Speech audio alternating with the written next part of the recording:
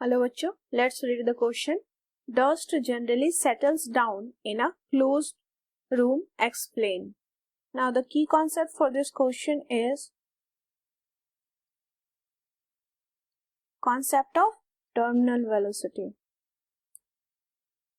That is a constant maximum velocity जो किसी fluid में अटेंड कर सकता है कोई body.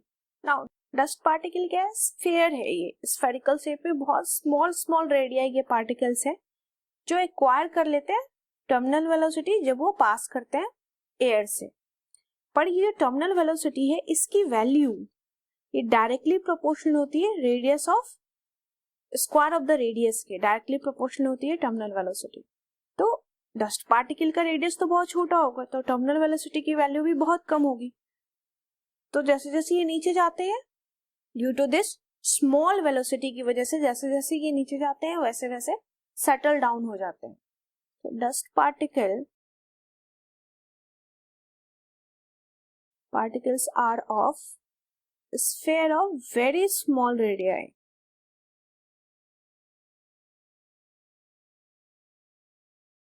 and they acquire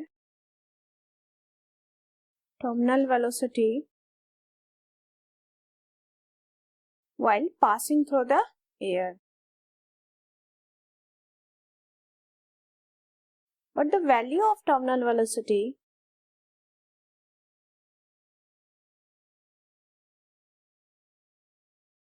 is very small.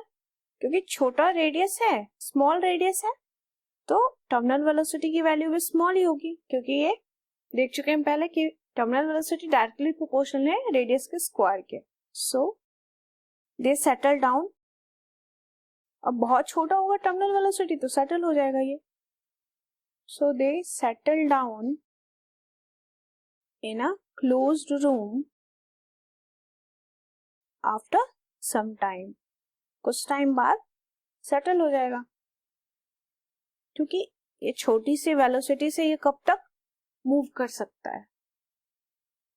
इस क्वेश्चन के लिए की कॉन्सेप्ट में हमने टर्मिनल वेलोसिटी का कॉन्सेप्ट देखा कि टर्मिनल वेलोसिटी जो है इसकी value radius of the sphere के स्क्वायर के डायरेक्टली प्रोपोर्शनल होती है. तो डस्ट पार्टिकल का बहुत ही स्मॉल रेडियाई होगा तो टर्मिनल वेलोसिटी की वैल्यू भी बहुत कम होगी. तो फिर ये इसी वजह से ये सेटल कर जाएगा कुछ टाइम बाद. I hope you understood it well. Best of luck.